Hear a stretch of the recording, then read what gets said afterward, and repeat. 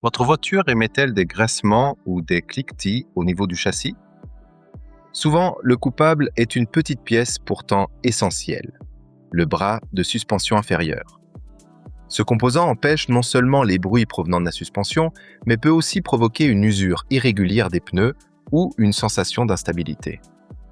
Alors, quel est exactement le rôle du bras de suspension inférieur?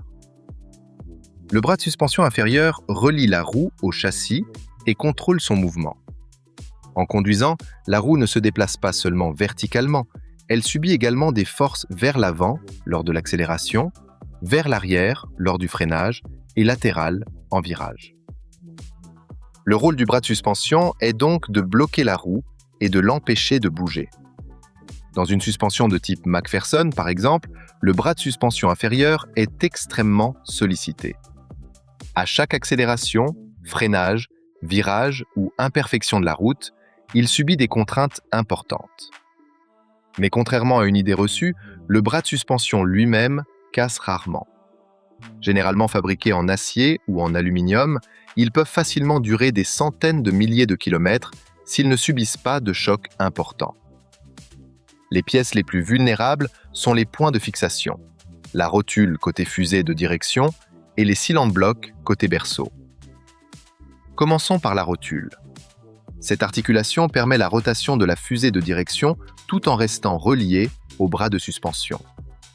Elle contient une rotule lubrifiée protégée par un joint en caoutchouc. Si ce joint est déchiré, de l'eau et des impuretés peuvent s'infiltrer.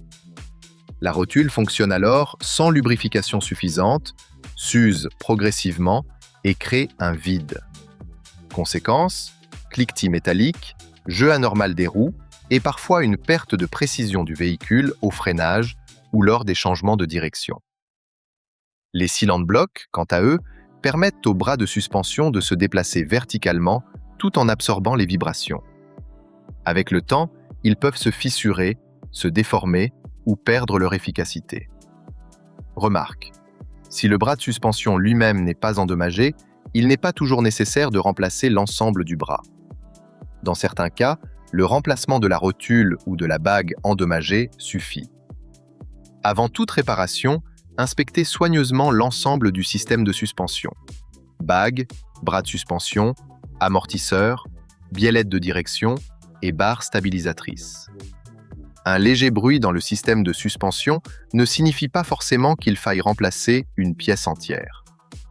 Si cette vidéo vous a été utile, n'hésitez pas à la liker, à vous abonner à la chaîne et à activer les notifications pour découvrir d'autres explications simplifiées sur la mécanique automobile.